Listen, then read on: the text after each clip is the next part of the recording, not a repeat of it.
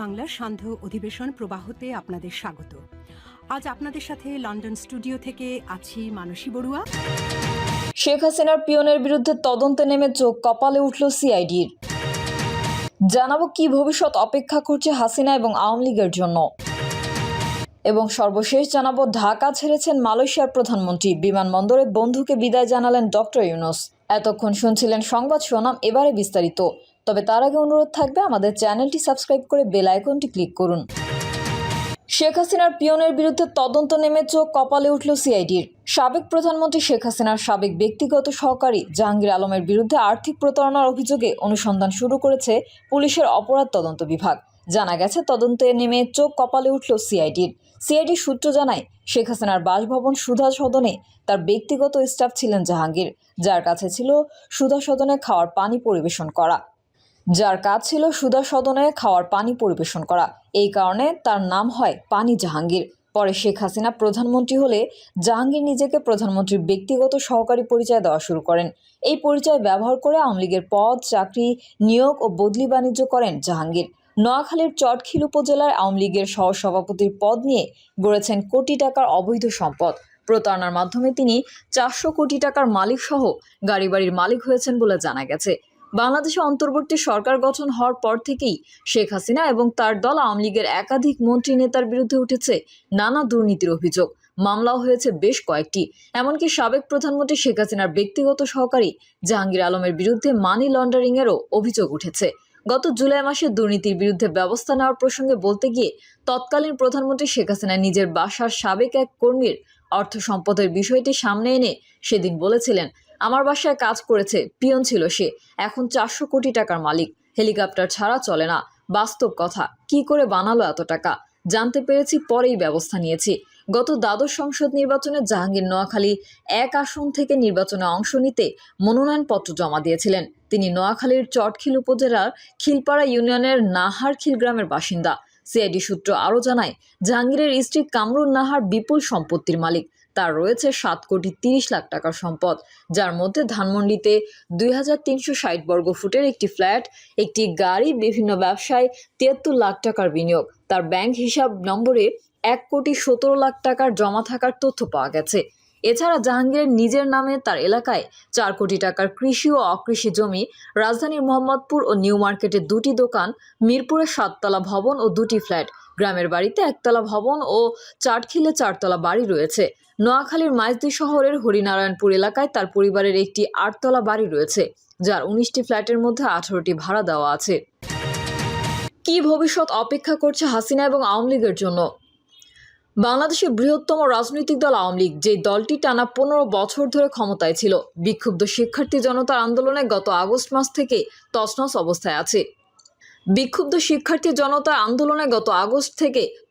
অবস্থায় আছে। দলের সভানেত্রী এবং বাংলাদেশের সবচেয়ে দীর্ঘ সময়ের প্রধানমন্ত্রী শেখ হাসিনা ভারতে পালিয়ে গেছেন। দলের অন্যান্য জ্যেষ্ঠ নেতাদের সবাই রয়েছেন আত্মগোপনে। সরকারি চাকরিতে প্রচলিত কোটা ব্যবস্থা সংস্কারের দাবিতে গত জুলাই মাস থেকে বিক্ষোভ শুরু করেন শিক্ষার্থীরা। কিন্তু বিক্ষোভ দমনে আওয়ামী লীগের ছাত্র সংগঠন, বাংলাদেশ ছাত্রলীগ এবং পুলিশ কঠোর ভূমিকা নেওয়ার এক পর্যায়ে তার রূপ নেয় সরকার বিরোধী আন্দোলনে।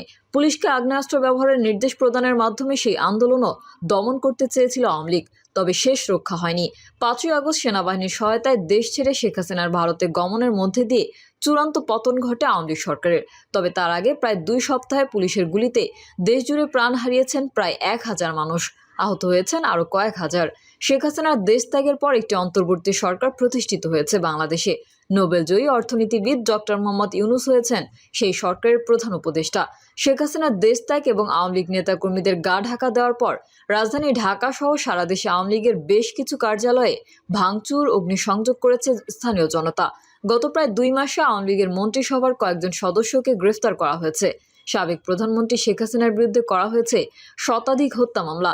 এদিকে শেখ হাসিনাকে ফেরত দেওয়ার জন্য ভারতের প্রতি বাংলাদেশের বর্তমান অন্তর্বর্তী সরকার ও এই সরকারের সমর্থকদের আহ্বান দিন দিন শক্তিশালী হচ্ছে।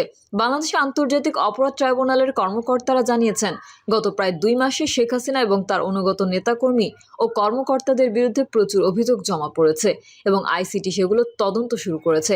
বর্তমানে ক্ষমতাসীন অন্তর্বর্তী সরকারের সমর্থকরা শেখ হাসিনার বিচারের যে দাবি তুলেছে তাকে তাকে সমর্থন জানিয়েছে জার্মানির প্রথম সারির থিঙ্ক ট্যাঙ্ক সংস্থা German Institute of Development and সাস্টেইনেবিলিটির জ্যেষ্ঠ গবেষক জেসমিন লোর্চ।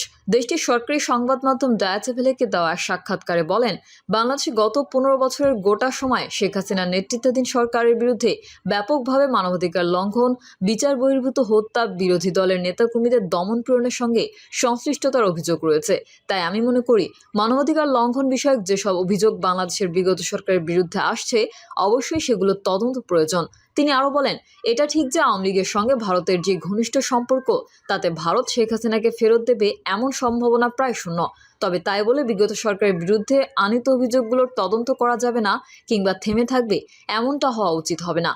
বিগত জুলাই থেকে 4 আগস্ট পর্যন্ত পুলিশ এবং বিগত সরকারের নেতাকর্মীদের হাতে যারা নিহত হয়েছেন ইতোমধ্যে সেসব ঘটনার তদন্তে ঘোষণা দিয়েছে জাতিসংঘের মানবাধিকার বিষয়ক হাইকমিশন। সম্প্রতি ঢাকায় মানবাধিকার বিষয়ক হাইকমিশনের প্রতিনিধিরা সফরও করে গিয়েছেন।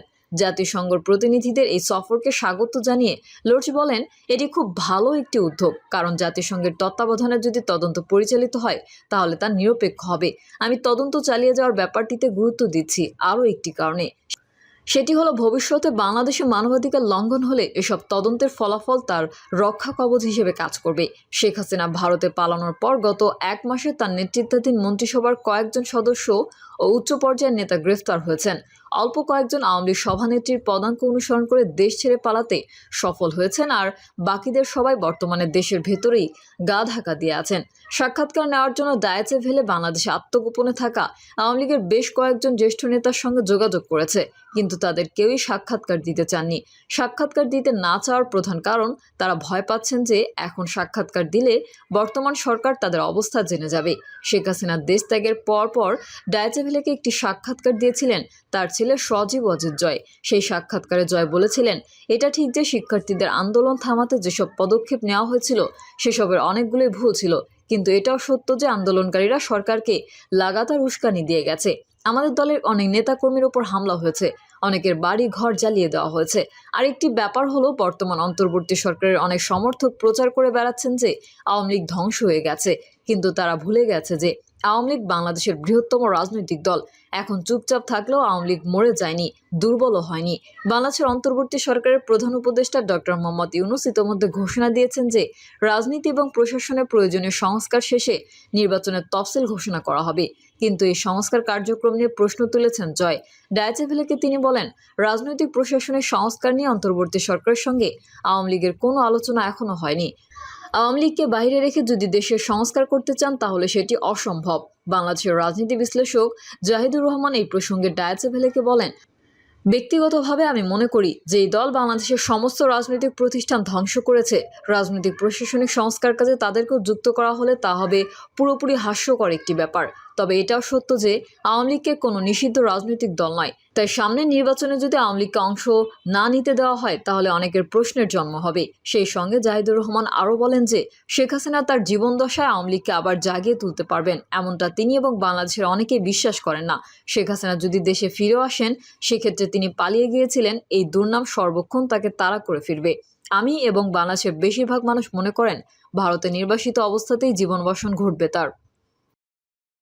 প্রিয় দর্শক, এই ছিল এখনকার সর্বশেষ সংবাদ। আপডেট হওয়া সংবাদ পেতে চ্যানেলটি সাবস্ক্রাইব করে বেল আইকনটি ক্লিক করুন। কমেন্টে আপনার মতামত জানিয়ে আমাদের সাথেই থাকুন। ধন্যবাদ সবাইকে। আল্লাহ হাফেজ।